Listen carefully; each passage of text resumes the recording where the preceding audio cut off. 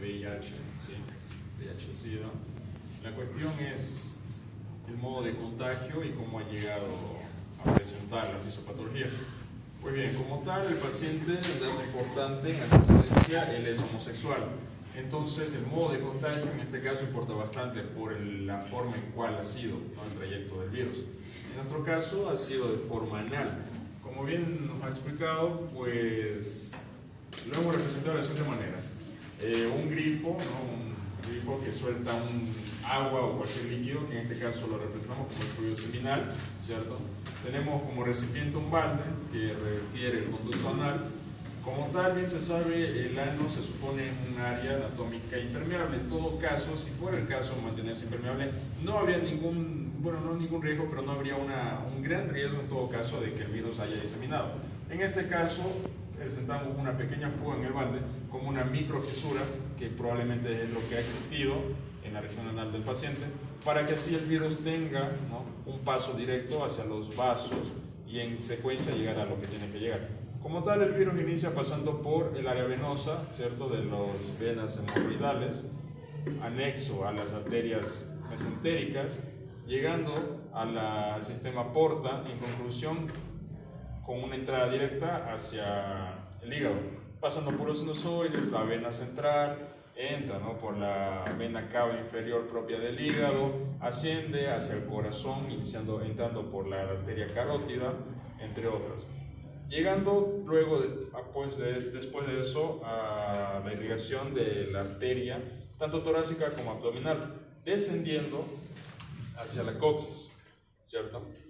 En la coxis, por el plexo, por la irrigación propia de este hueso, que sería la vena sacromedia, llega de forma casi directa hacia la médula ósea. Como tal, en la médula ósea, pues es donde el virus ingresa directo a atacar a los siguientes personajes. No es vena, ¿no? Es arteria sacra media. Sí, perdón, arterias, no son venas. Bueno, después de que pasa por la arteria sacra media, llega a la médula ósea. Esta pasa directo a lo que es este personaje, que es el virus. Este VIH contiene tipo 3 antígenos, que es el P24, el GP41 y el GP120. Este 120 es un receptor que da la entrada más o menos, que es como una llave, como se muestra acá, tiene el CD4, que es el herpes. ¿Cuál es la diferencia, digamos, del CD8? ¿Por qué no puede ingresar? Porque este tiene como una entrada directa, porque el CD8 es como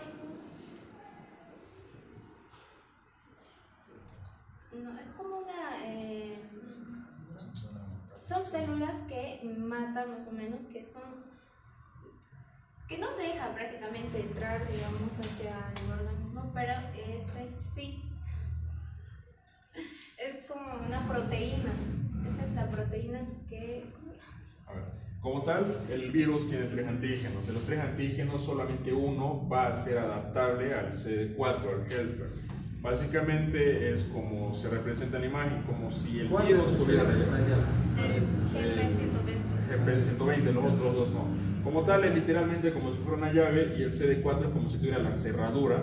La llave conecta y lo abre. El por qué no tiene preferencia por el CD8 y sí por el CD4 no es por una preferencia como tal, sino que no puede llegar directamente al CD8, porque el CD8 son células inmunitarias, netamente. O sea que si naturalmente el CD8 viera el virus del VIH, pues lo elimina del cuerpo. Como tal, el CD4 helper son los que sirven como una alerta hacia los CD8. Tomando en cuenta que el virus del VIH entra hacia el CD4, pues se encarga básicamente de proliferarse él mismo, el VIH, y eliminar, ¿cierto?, a los CD4. Y tomando en cuenta que no hay CD4 que vaya a avisar a los CD8 de la existencia de VIH, pues naturalmente existe toda esa proliferación y la inmunodepresión en consecuencia. Y ahí proviene, ¿no?, todo este patrón de patologías y demás. Prosiguiendo con fiebre. ¿Qué nos toca? Está bien, entonces, bueno, las representaciones están bien. Gracias. Sí, incluso le preguntarían ustedes ahorita a un médico, les cuento que no puede explicar. Ya. Después tenía fiebre, pero no, y ya me había sentido fiebre. Así que yo voy a continuar con la diarrea crónica. Primeramente vamos a hablar como un antes de llegar a la patología. Aquí, por ejemplo, en la historia, el paciente ya no tiene inmunidad adquirida. Entonces, producto de eso, expone a infecciones oportunistas. Exacto, Y síntomas, ahora sí, fiebre. una de esas infecciones oportunistas es... Ya, esto va a ser por el Pictosporidium parvum, que es un tipo de protozoario que en este caso vendría siendo un parásito. Vamos a hablar un poquito de su ciclo de vida, pero a nivel general. El Pictosporidium parvum se va a localizar a nivel del intestino, englobando todo el intestino grueso. Y aquí lo que va a producir es alteraciones en las microbiosidades, va a producir cierta atrofia en cuanto a estas mismas y mala absorción de los nutrientes. Y a su vez, dentro del intestino existen células que son las acuaporinas. Estas funcionan por gradientes de concentración, por lo cual cuando ingresa este parásito a nivel intestinal, en su ciclo, a nivel general, existen los microgametos y los macrogametos. Ambos se van a unir y van a formar un cigoto. Este cigoto se va a transformar en dos formas de este parásito. La primera es un oquiste de pared delgada y el otro un oquiste de pared gruesa. El oquiste de pared gruesa va a ser el infeccioso. Como tal, este oquiste se va a reventar dentro del intestino y va a comenzar a replicarse. Lo que va a producir claramente en este nivel es que no exista absorción de nutrientes y dentro de las acuaporinas este parásito va a ingresar, va a reventarse dentro y no va a comenzar a existir lo que es fuga de electrolitos como tal, y lo que va a producir va a ser que a nivel de las microbiosidades y a su vez de las células exista fuga de agua, por lo cual todo lo que es el bolo alimenticio como tal no se va a absorber a nivel de las partes del intestino, y cuando llegue el momento de la defecación va a ser diarrea. Y esto se vuelve crónico porque al haber una inmunodeficiencia como tal del VIH-Sida, este parásito se va a seguir replicando dentro del intestino y no va a permitir que nada de lo que él consuma se absorba, por lo cual todo va a ser directamente diarrea. Voy a aprovechar ese momento para... Dentro de ese proceso de infección hasta la aparición de las sobreinfecciones bacterianas por inmunosupresión, ¿cuánto tiempo suele pasar? ¿Qué se llama ese periodo? Porque cuando tenga infección por VIH no va a tener esos parásitos. Cuando tenga SIDA, recién va a venir estas infecciones oportunas. ¿Cuánto tiempo pasa desde la infección hasta que se vuelva SIDA? ¿No es dentro del periodo del año? ¿Periodo del año? O sea, claro, desde que se infecta en este caso de VIH. ¿De qué depende? O puede ser súbito. O sea, digamos, ¿es la infección directo diarrea o hay un tiempo? No, hay un tiempo específico. ¿Qué está pasando en ese tiempo? En ese tiempo, creo que la última fase del VIH es cuando aparece el sarcoma de En realidad no se aparecen todo lo que van a explicar ustedes, candidiasis. Es para diagnosticar SIDA tiene que haber 10 criterios. Uno de ellos es la candidiasis, ¿no? Después incluso vienen las diarreas crónicas como el sarcoma de Kaposi. Por eso se llama síndrome, porque tiene hartas enfermedades. Recién, después de que se cumplen los 10, podemos llamarlo que es SIDA. ¿Pero cuánto tiempo pasa? ¿Periodo de ventana se refiere? Ya, sí. El periodo de ¿Cuánto tiempo ventana. se ventana? No me equivoco, va dependiendo entre 7 a 10 años, si no estoy mal. Queda inactivo detrás de los ganglios linfáticos del virus. Eso es cierto, no va a ser al momento. No. Hasta que venga este paciente debe tener ya antecedentes, ¿no? Y después de... No siempre exacto, no nada es exacto, ¿no? Para Sí. 10 años como promedio, 7 a 10. 7 digamos, entonces recién va a tener antecedentes. Está bien, ya, sigue. ¿Quién me toca? Muy bien, Ya. vamos a comenzar con diaforesis. En este caso, vamos a comenzar primero con el núcleo crótico, que está en el hipotálamo, ya que este regula la vasculación de la piel, regula también regula igual la temperatura, más es un regulador de la temperatura. Y aquí en este paciente no tiene temperatura, tiene digamos, fiebre, y va a dar así. Primero va a comenzar con los citoquinos que va a liberar la IL1, la IL1, la ILC, la TNF y la IFN. Y es que libere esto, va a liberar las glándulas PGE3, que esto es un regulador de temperatura.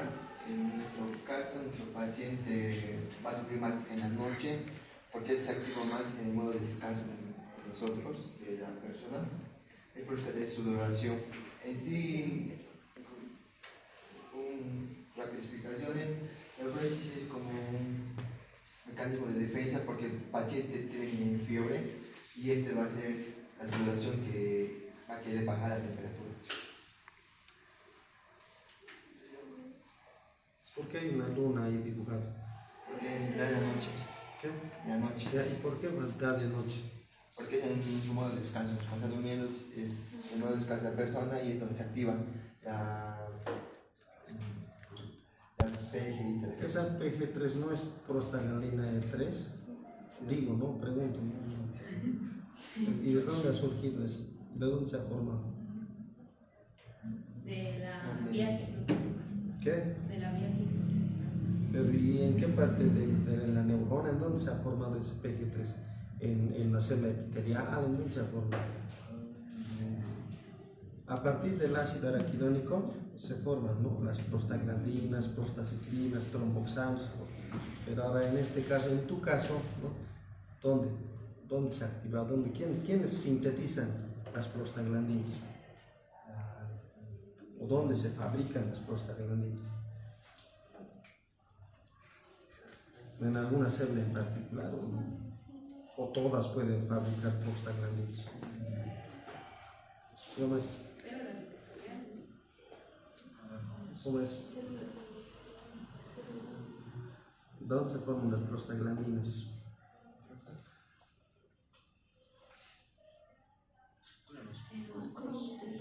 Pero incluso ahí, por eso nosotros utilizamos AINES, ¿no? Porque los AINES, ¿qué hacen? ¿Qué hacen los AINES? La COX, que es ciclooxigenasa, ¿no? ¿Cómo funciona eso?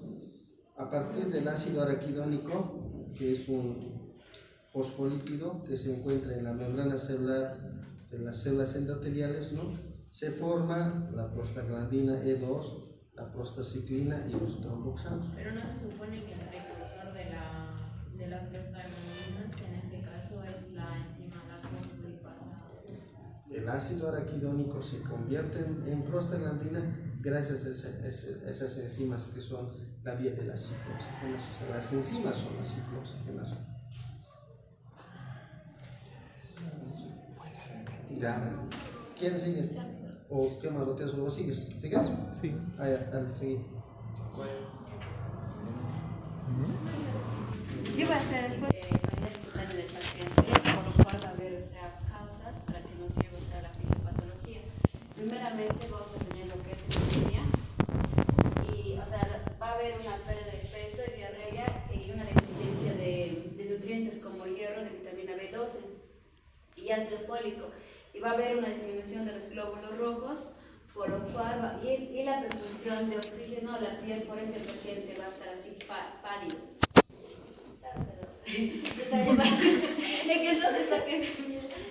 va a haber una disminución de flujo sanguíneo, por lo cual eso nos va a llevar a una deshidratación y diarrea, y va a haber también otra vez una disminución de flujo sanguíneo, y así va a haber una reducción de perfusión de los tejidos periféricos, y esto va a llevar a causa al pacientito a que tenga palidez. Y también otra causa es que va a haber una infección y enfermedades crónicas, por lo cual va a haber por lo cual va a haber fiebre y síntomas de enfermedades crónicas que puede afectar a la producción de los glóbulos rojos y así va a provocar lo que es hipoxia en los tejidos más alejados. Y también va a haber lo que es el candidiasis oral, que va a estar candidiasis oral, que va a estar que son infecciones por hongos, que va a estar asociada con una inmunosupresión. Así esto va a contribuir a lo que es a la fatiga y a la palidez del paciente. Y también lo que se había mencionado, que es el sarcoma de Kaposi. Esto va a haber lesiones cutáneas y puede indicar que el paciente puede tener cáncer, y así relacionando con una inmunosupresión, afectando así la producción y la función de los células sanguíneas. Antes de que te vayas, ¿dónde se forman los linfocitos los linfocitos T y los linfocitos B, perdón? ¿Dónde se forman? ¿En qué órganos se forman?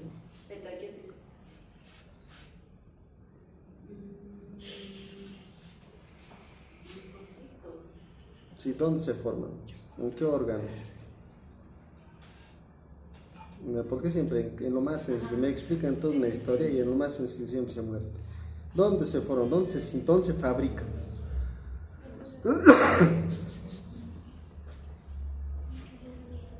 Ya sé, acá. Me lo hace. Aparte de eso, ¿dónde más?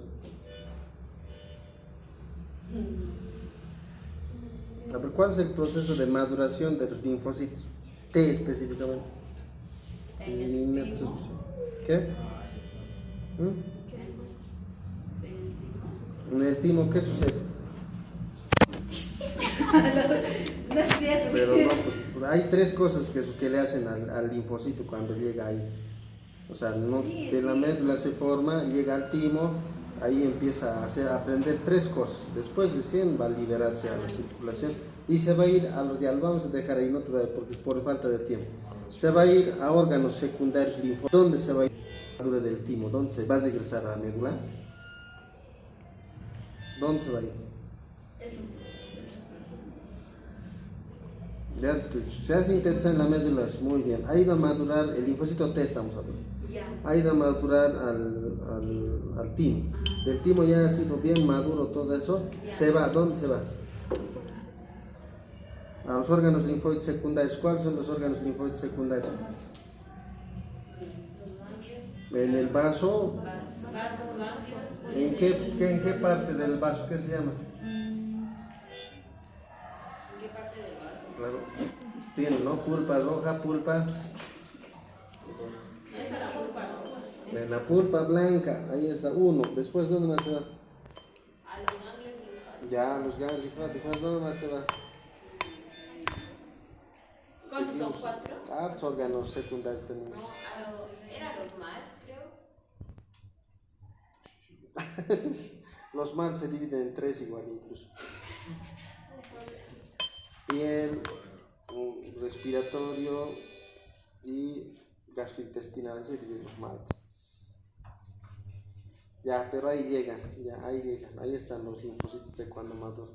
Eso nomás te preguntaba yo. ¿Y qué pasa con el linfocito B? Se sintetiza en la médula, ¿y qué va a pasar con él? Madura la médula. Y después, ¿va a ir a madurar o no va a ir a madurar? No, ya no. Entonces, Madura la médula. o sea, él no viaja al timo.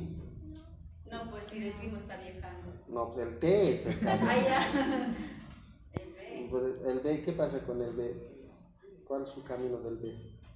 El T hace eso, ya. El B, ¿dónde se va? ¿O no se va a ningún lugar? Ahí se queda, ¿qué pasa? ¿Dónde se sintetizan los anticuerpos? ¿Anticuerpo? Sí. Yo mira, pero mira, como cosas tan básicas no me vas a responder. No, sí, no. Es una buena. Ya, fáciles de pasar sistema inmune. Ya, otro. Pero se queda ahí nomás, no viaja. La fisiopatología de la carditis. Ya. Bueno, como nuestro paciente tenía VIH, entonces bebé de las células TSD4 y por eso ha habido una pérdida de la inmunidad local a nivel oral y por ende ha habido una disminución de la respuesta de los linfocitos de HELPER-1 y también ha habido una alteración de las células presentadoras de antígeno y también una disminución de la inmunoglobulina A. Posteriormente ha habido una disminución de las mucosas, por así decirlo, en el cual se ha presentado con boca seca, pérdida de peso y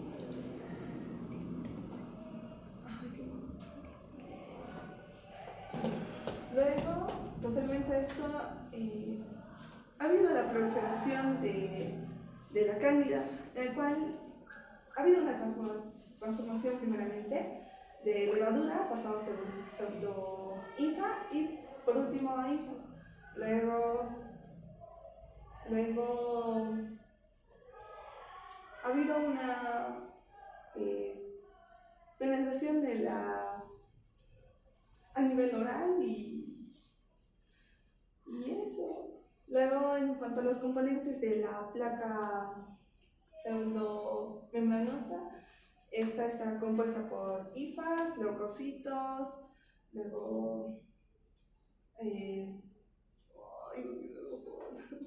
¿Por qué es blanco? ¿Por qué no puede ser amarillo? ¿O es amarillo? Pues medio amarillo blanquecino, ¿cómo es?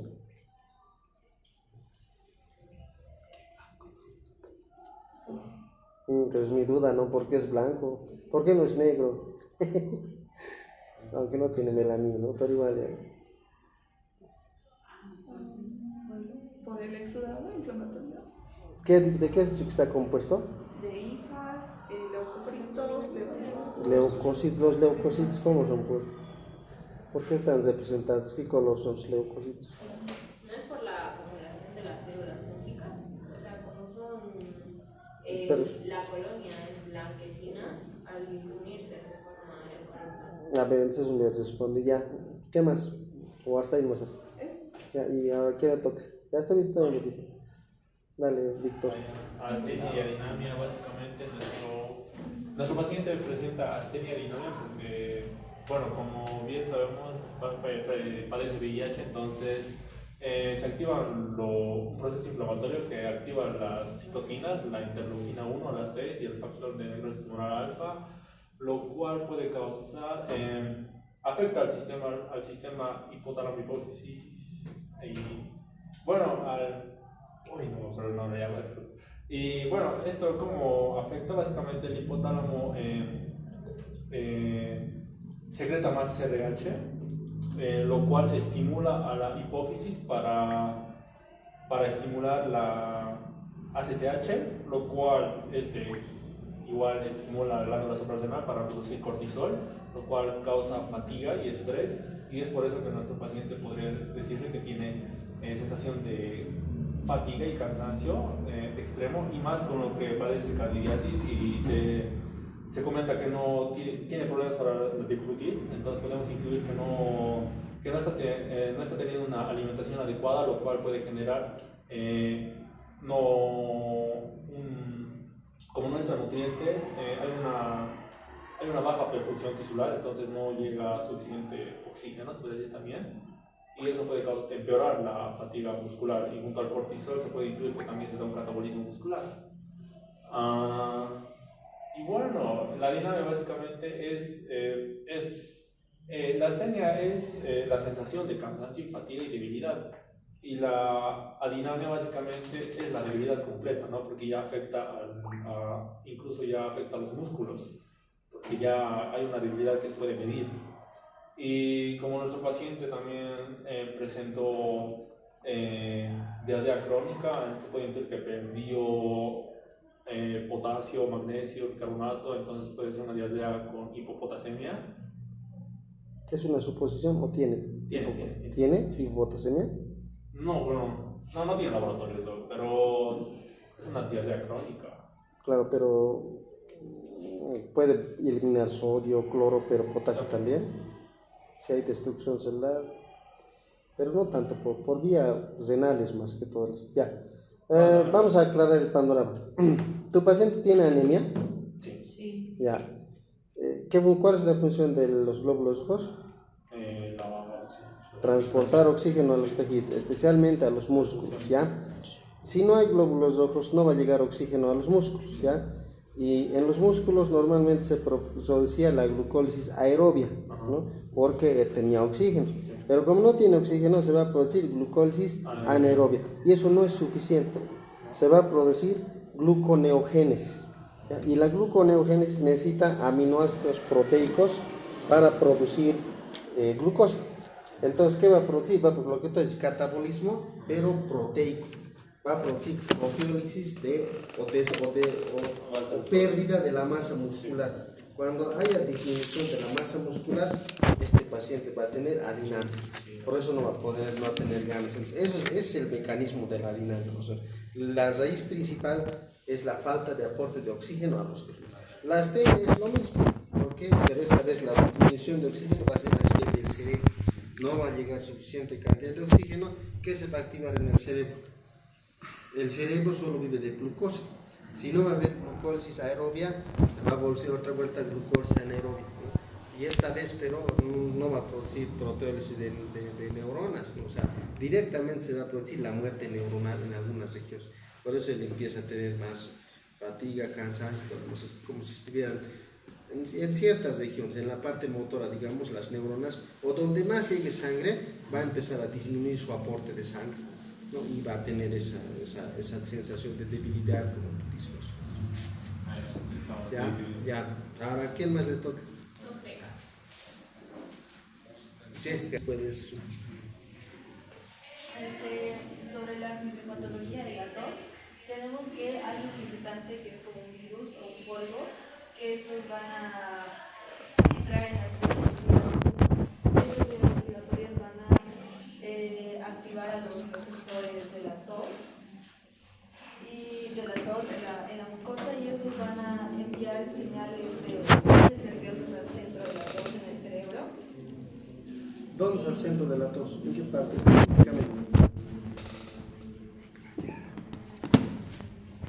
El tronco encefálico. El tronco encefálico, ¿por qué está compuesto?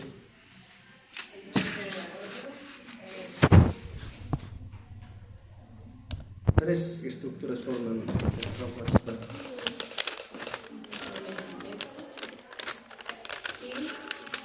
O pedúnculos cerebrales.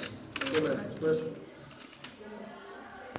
¿Qué más ha dicho? Ha dicho uno más, la catalina. Ya, después, ¿qué más? El último, donde está el centro de la tos. ¿Por qué no puedes decir eso? El bulbo, ¿por qué está solo ahí en el cerebro nada más? Ya, a ver, después seguir. Y enviando, ya llegando las señales del centro de la tos en el cerebro va a responder ordenando una expulsión de aire para proteger la vía aérea.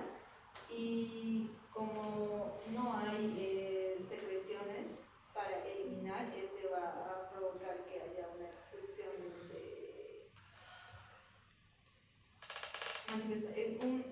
va a provocar una expulsión manifestando tos seca. ¿A través de qué nervios va a producir eso? ¿O cómo qué va a estimular a la persona que expectore, o en este caso como tú haya expiración, digamos, forzada?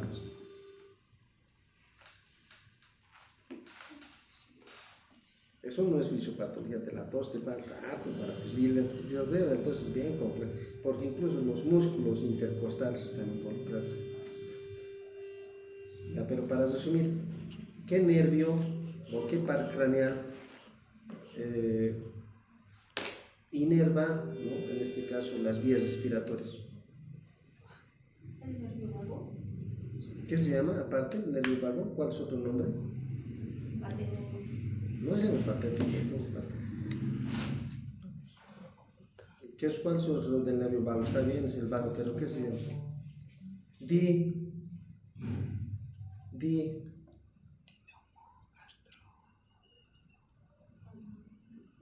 Shirley, pero vos tienes que leer hartos.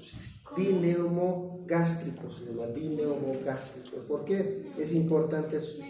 Porque inerva el sistema respiratorio y también el sistema gastroentérico. Ahí está el nervio vago, en los dos. ¿Está asociado con la tos? Sí, está asociado con la tos. Chao. ¿No? Hay dos, no sé. Porque tú me has mostrado el dibujito más antes. Me acuerdo.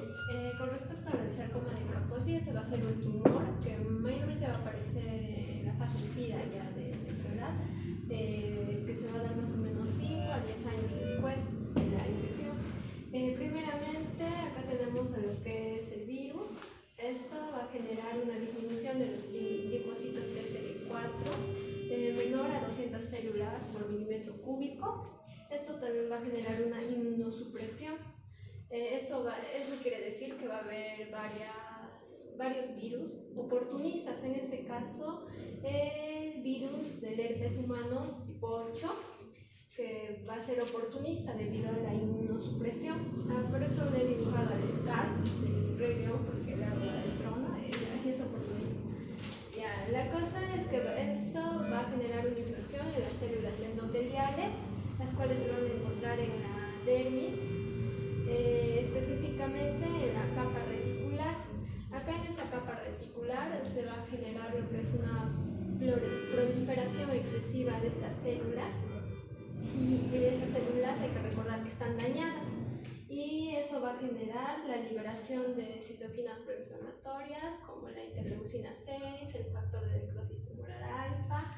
Esto va a generar una angiogénesis patológica, o sea, se van a crear nuevos vasos sanguíneos, pero irregulares. Eso va a generar que hay una extravasación de los eritrocitos, histológicamente.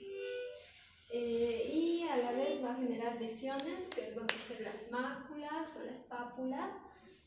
Como se puede ver, eso va a tener el paciente, especialmente en la región del tórax y un poco de los hombros. Ya, eso sería todo. Ya, está bien. Y aclaración, ¿ves? El sarcoma de Kaposi es producido por el virus herpes tipo 8 y es el resultado de una sobreinfección, ¿no?, bacteriana, pero que se manifiesta, como tú has dicho, a los 5 o a partir de los 5 hasta los 10 años. Cuando tengas sarcoma de Kaposi, tienes SIDA. O sea, prácticamente es el patognomónico más o menos, ¿no?